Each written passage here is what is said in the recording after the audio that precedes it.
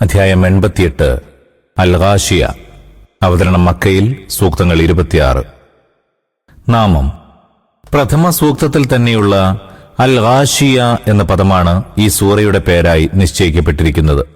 അവതരണകാലം. ആദ്യകാലത്ത് അവതരിച്ച സൂറകളിൽ ഒന്നാണിതെന്ന് ഇതിന്റെ ഉള്ളടക്കം തെളിയിക്കുന്നുണ്ട്. നബി തിരുമേനി പൊതുപ്രചാരണം തുടങ്ങുകയും മക്കാവാസികൾ മൊത്തത്തിൽ അദ്ദേഹത്തിന്റെ സന്ദേശത്തെ അവഗണിച്ചു നടക്കുകയും ചെയ്ത കാലമായിരുന്നു അത്. ഉള്ളടക്കം. ആദ്യമായി ബോധശൂന്യതയിലാണ്ട ജനങ്ങളെ ഉണർത്തുന്നതിനു വേണ്ടി അവരുടെ മുന്നിലേക്ക് പെട്ടെന്ന് ഒരു ചോദ്യം എടുത്തെറിഞ്ഞിരിക്കുകയാണ്. മുഴുവൻ ലോകത്തെയും മൂടുന്ന ഒരു വിപത്തിറങ്ങുന്ന സമയത്തെക്കുറിച്ച് നിങ്ങൾക്ക് വല്ല വിവരവുമുണ്ടോ? അനന്തരം അത് വർണ്ണിച്ചു തുടങ്ങുന്നു. അന്ന് മനുഷ്യരാസകലം 2 വിഭാഗങ്ങളായി തിരിയും. അവർ വ്യത്യസ്തമായ 2 പരിണതികളെ നേരിടും. ഒരു കൂട്ടർ നരകത്തിലേക്ക് പോകും, രണ്ടാമത്തെ കൂട്ടർ ഉന്നത സ്ഥാനത്തുള്ള സ്വർഗത്തിൽ പ്രവേശിക്കും. ഈ വിധം ജനങ്ങളെ ഉണർത്തിയ ശേഷം ഒറ്റയടിക്ക് ചർച്ചാവിഷയം മാറ്റിയിട്ട് ചോദിക്കുകയാണ്, ഖുർആന്റെ ഏകദൈവാദർശവും പരലോക സന്ദേശവും കേട്ട് നെറ്റിച്ചുളിക്കുന്ന ഈ കൂട്ടർ സദാ സ്വന്തം കൺമുമ്പിൽ പ്രത്യക്ഷപ്പെടുന്ന പ്രതിഭാസങ്ങളൊന്നും കാണുന്നില്ലേ? അറബികളുടെ മുഴുവൻ ജീവിതത്തിന്റെയും അവലംബമായ ഒട്ടകത്തെക്കുറിച്ച് അവരാലോചിച്ചിട്ടില്ലേ? മരുഭൂമിയിലെ തങ്ങളുടെ ജീവിതത്തിന് അത്യാവശ്യമായ മൃഗങ്ങളിലുണ്ടായിരിക്കേണ്ട പ്രത്യേകതകൾ കൃത്യമായി ഒത്തിണങ്ങിയ വിധം അവ സൃഷ്ടിക്കപ്പെട്ടിരിക്കുന്നതെങ്ങനെയെന്ന്? ഈ ആകാശം മീതെ വിധാനിച്ചിരിക്കുന്നതെങ്ങനെയാണ്? എങ്ങനെയാണ് നിങ്ങളുടെ മുമ്പിൽ ഗംഭീരമായ പർവ്വതങ്ങൾ തലയുയർത്തി നിൽക്കുന്നത്? ഈ ഭൂമിയുടെ പ്രതലം പരന്നു കിടക്കുന്നതെങ്ങനെയാണ്? ഇതൊക്കെ പരമശക്തനും നിർമ്മാണ വിദഗ്ധനുമായ ഒരു കർത്താവില്ലാതെ ഉണ്ടായതാണോ? ഇവയൊക്കെ അതിശക്തനും പരമജ്ഞാനിയുമായ ഒരു സ്രഷ്ടാവ് സൃഷ്ടിച്ചതാണെന്നും മറ്റൊരു അസ്തിത്വത്തിനും അവയുടെ സൃഷ്ടിയിൽ പങ്കില്ലെന്നും അംഗീകരിക്കുന്നുവെങ്കിൽ അതേ പരമശക്തനെ, സർവജ്ഞനെ തന്നെ റബ്ബായും അംഗീകരിക്കാൻ വിസമ്മതിക്കുന്നത് എന്തുകൊണ്ടാണ്?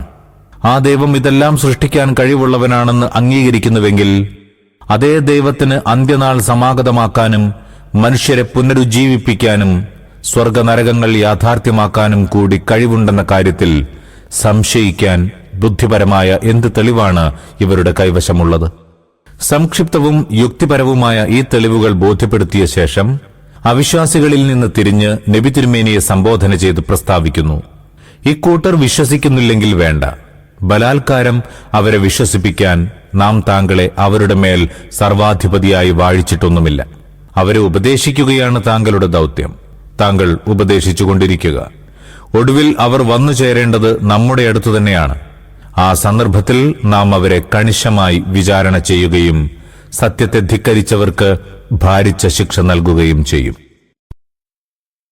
ബിസ്മില്ലാഹിർ റഹ്മാനിർ റഹീം. പരമദയാലുവും കരുണാവാരിധിയുമായ അല്ലാഹുവിന്റെ നാമത്തിൽ. ഹൽ അതാക ഹദീസുൽ ഗാശിയഹ്. സർവത്തെയും മൂടുന്ന ആ വിനാശത്തിന്റെ വാർത്ത നിനക്ക് ലഭിച്ചുവോ?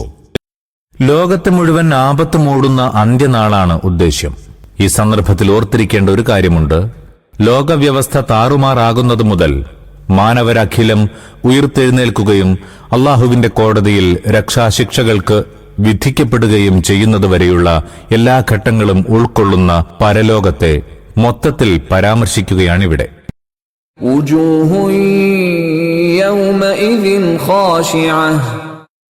അന്ന് ചില മുഖങ്ങൾ ഭയചകിതമായിരിക്കും. വ്യക്തികൾ എന്ന അർത്ഥത്തിലാണ് ഇവിടെ മുഖങ്ങൾ എന്നുപയോഗിച്ചിട്ടുള്ളത്.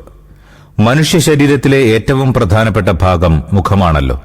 അതുവഴിയാണ് അവന്റെ വ്യക്തിത്വം തിരിച്ചറിയപ്പെടുന്നത്. മനുഷ്യൻ നേരിടുന്ന നല്ലതും ചീത്തയുമായ അവസ്ഥകളെ പ്രതിഫലിപ്പിക്കുന്നതും അവന്റെ മുഖമാണ്. അതുകൊണ്ടാണ് ചില ആളുകൾ എന്ന് പ്രയോഗിക്കുന്നതിന് പകരം ചില മുഖങ്ങൾ എന്ന് പ്രയോഗിച്ചത്.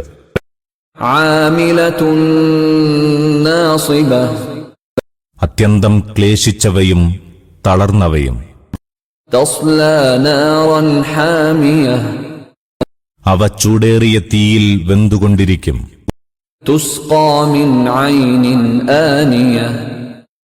ചുട്ടുതിളയ്ക്കുന്ന ഒരരുവിയിൽ നിന്നാണ് അവർക്ക് കുടിക്കാൻ കൊടുക്കുക.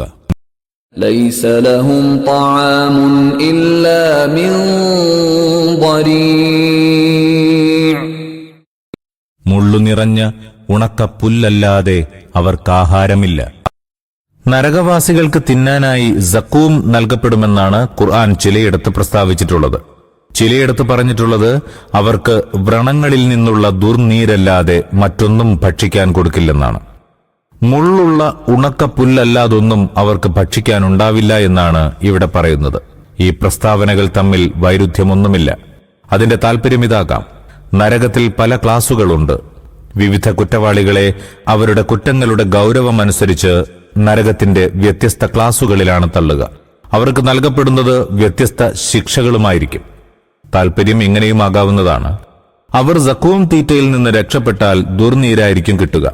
അതിൽ നിന്നും രക്ഷപ്പെട്ടാൽ മുള്ളു നിറഞ്ഞ ഉണക്കപ്പുല്ലല്ലാതൊന്നും കിട്ടുകയില്ല. ഇതല്ലാതെ നല്ല ഒരു ഭക്ഷണവും അവന് ലഭിക്കുകയില്ല. لا يسمن ولا يغني من جوع. അതാകട്ടെ പോഷിപ്പിക്കുകയോ പശിയടക്കുകയോ ചെയ്യുന്നില്ല. وجوه يومئذ ناعمة. എന്നാൽ ചില മുഖങ്ങൾ അന്നാളിൽ പ്രസന്നങ്ങളായിരിക്കും. لسعيها راضية. സ്വപ്രയത്നങ്ങളിൽ തൃപ്തിയടയുന്നതായിരിക്കും. ഈ ലോകത്ത് ചെയ്ത അധ്വാന പരിശ്രമങ്ങളുടെ വിശിഷ്ട ഫലങ്ങൾ പരലോകത്ത് കാണുമ്പോൾ അവർ സന്തുഷ്ടരാകുമെന്നർത്ഥം. ഇഹലോകത്ത് സത്യവിശ്വാസത്തിന്റെയും സംസ്കരണത്തിന്റെയും ദൈവഭക്തിയുടെയും മാർഗം തെരഞ്ഞെടുത്ത് അതിനുവേണ്ടി ക്ഷുദ്രമായ ദേഹേച്ഛകളെ ബലികഴിച്ചത്, ബാധ്യതകൾ നിറവേറ്റുന്നതിനു വേണ്ടി ഭാരങ്ങൾ വഹിച്ചത്, ദൈവിക നിയമങ്ങൾ പാലിക്കുന്നതിനു വേണ്ടി ക്ലേശങ്ങൾ സഹിച്ചത്, പാപങ്ങളിൽ നിന്ന് മുക്തരാകാനുള്ള ശ്രമത്തിൽ കഷ്ടനഷ്ടങ്ങൾ പേറേണ്ടി വന്നത്, നേട്ടങ്ങളും രസങ്ങളും സ്വയം വിലക്കിയത്, ഇതെല്ലാം യാഥാർത്ഥ്യത്തിൽ അങ്ങേയറ്റം ലാഭകരമായ കച്ചവടമായിരുന്നു എന്ന് അപ്പോഴവർക്ക് ബോധ്യമാകുന്നു. في جنة عالية. ഉന്നത സ്വർഗത്തിൽ. ഈ ലോകത്ത് ചെയ്ത അധ്വാന പരിശ്രമങ്ങളുടെ വിശിഷ്ട ഫലങ്ങൾ പരലോകത്ത് കാണുമ്പോൾ അവർ സന്തുഷ്ടരാകുമെന്നർത്ഥം. ഇഹലോകത്ത് സത്യവിശ്വാസത്തിന്റെയും സംസ്കരണത്തിന്റെയും ദൈവഭക്തിയുടെയും മാർഗം തെരഞ്ഞെടുത്ത് അതിനുവേണ്ടി ക്ഷുദ്രമായ ദേഹേച്ഛകളെ ബലികഴിച്ചത്, ബാധ്യതകൾ നിറവേറ്റുന്നതിനു വേണ്ടി ഭാരങ്ങൾ വഹിച്ചത്, ദൈവിക നിയമങ്ങൾ പാലിക്കുന്നതിനു വേണ്ടി ക്ലേശങ്ങൾ സഹിച്ചത്, പാപങ്ങളിൽ നിന്ന് മുക്തരാകാനുള്ള ശ്രമത്തിൽ കഷ്ടനഷ്ടങ്ങൾ പേറേണ്ടി വന്നത്, നേട്ടങ്ങളും രസങ്ങളും സ്വയം വിലക്കിയത്, ഇതെല്ലാം യാഥാർത്ഥ്യത്തിൽ അങ്ങേയറ്റം ലാഭകരമായ കച്ചവടമായിരുന്നു എന്ന് അപ്പോഴവർക്ക് ബോധ്യമാകുന്നു. لا تسمع فيها لاغية. അവിടെ അവർ വിടുവാക്കുകൾ കേൾക്കുകയില്ല. സ്വർഗീയാനുഗ്രഹങ്ങളിൽ സുപ്രധാനമായ ഒന്നായി ഖുർആൻ പല സ്ഥലങ്ങളിലും പറഞ്ഞിട്ടുള്ള കാര്യമാണിത്. കൂടുതൽ വിശദീകരണത്തിന് സൂറ മറിയം 62, അത്തൂർ 23, അൽ വാഖിഅ 25, അന്നബ 35 എന്നീ സൂക്തങ്ങളുടെ വിശദീകരണങ്ങൾ ശ്രദ്ധിക്കുക. فيها عين جارية. അതിൽ ഒഴുകിക്കൊണ്ടിരിക്കുന്ന അരുവികളുണ്ട്. فيها سرر مرفوعة. ഉയർന്ന ചാരുമഞ്ചങ്ങളുണ്ട്. وأكواب موضوعة. ഒരുക്കിവെച്ച പാനപാത്രങ്ങളുണ്ട്. അവരുടെ മുമ്പിൽ നിറഞ്ഞ കപ്പുകൾ എപ്പോഴുമുണ്ടായിരിക്കും. അത് ആവശ്യപ്പെട്ട് വരുത്തേണ്ടതായി പോലും വരില്ല എന്നർത്ഥം. ونمارق مصفوفة.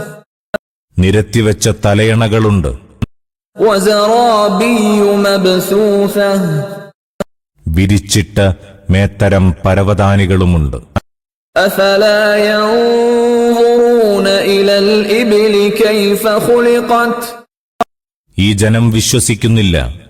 ഇവർ ഒട്ടകങ്ങളെ നോക്കുന്നില്ലയോ, അവ എவ்விധം സൃഷ്ടിക്കപ്പെട്ടിരിക്കുന്നുവെന്ന്. وإلى السماء كيف رفعت. വാനലോകത്തെ നോക്കുന്നില്ലയോ, അതെങ്ങനെ ഉയർത്തപ്പെട്ടിരിക്കുന്നുവെന്ന്. وإلى الجبال كيف نصبت. പർവ്വതങ്ങളെ നോക്കുന്നില്ലയോ, അവ സ്ഥാപിക്കപ്പെട്ടിരിക്കുന്നതെങ്ങനെയെന്ന്. وإلى الأرض كيف سطحت. ഭൂതലത്തെ നോക്കുന്നില്ലയോ, അതെவ்விധം വിസ്തൃതമാക്കപ്പെട്ടിരിക്കുന്നുവെന്ന്. മരണാനന്തര ജീവിതത്തെക്കുറിച്ച് പറയുമ്പോൾ ഇതൊക്കെ എങ്ങനെ സംഭവിക്കാൻ എന്ന് ജനം ചോദിക്കുന്നുവെങ്കിൽ അവർ തങ്ങളുടെ ചുറ്റും കാണുന്ന കാഴ്ചകളെക്കുറിച്ച് ഒരിക്കലും ചിന്തിച്ചു നോക്കിയിട്ടില്ല. ഈ ഒട്ടകങ്ങൾ എങ്ങനെയാണ് നിർമ്മിതമായത്? വാനലോകം എങ്ങനെയാണ് ഉയർന്നു നിലകൊള്ളുന്നത്? പർവ്വതങ്ങൾ എങ്ങനെ സ്ഥാപിതമായി? ഈ ഭൂതലം എങ്ങനെ വിസ്തൃതമായി? ഈ വസ്തുക്കളെല്ലാം ഉണ്ടാവാമെങ്കിൽ, ഉണ്ടായതായി നിങ്ങളുടെ കൺമുമ്പിലുണ്ടെങ്കിൽ അന്ത്യനാൾ എന്തുകൊണ്ടുണ്ടാവില്ല? മറുജീവിതത്തിൽ മറ്റൊരു ലോകം എന്തുകൊണ്ട് സംഭവിച്ചുകൂടാ? സ്വർഗനരകങ്ങൾ ഉണ്ടാകുന്നതിനെന്താണ് തടസ്സം? ഒട്ടകം അറേബ്യൻ മരുഭൂമിയിൽ വസിക്കുന്ന മനുഷ്യരുടെ ഉപയോഗത്തിന് ആവശ്യമായ എല്ലാ ഗുണങ്ങളും ഒത്തിണങ്ങിയ വിധത്തിൽ നിർമ്മിതമായതെങ്ങനെ?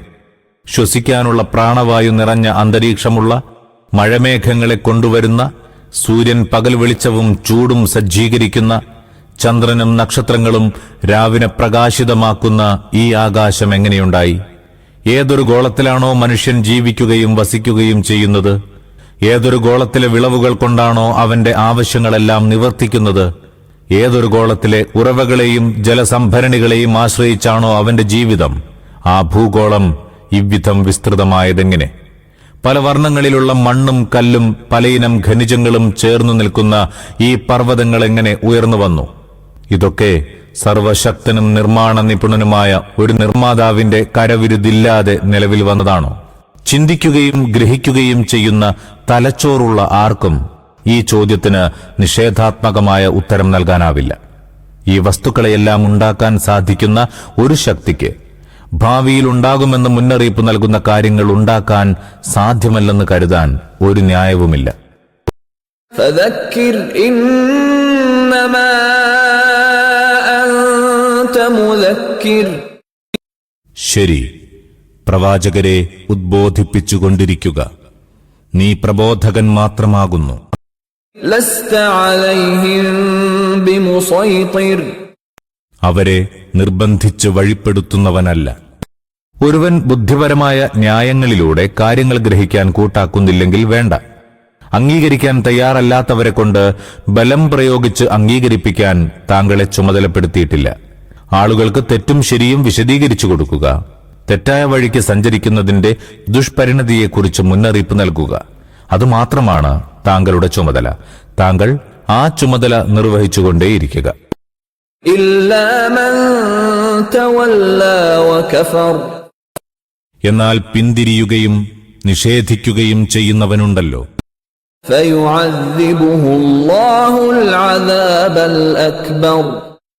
അവനെ അല്ലാഹു അതികഠിനമായി ശിക്ഷിക്കുന്നതാകുന്നു. إن إلينا إيابهم. നമ്മുടെ അടുക്കലേക്കാണ് അവർ മടങ്ങേണ്ടത്.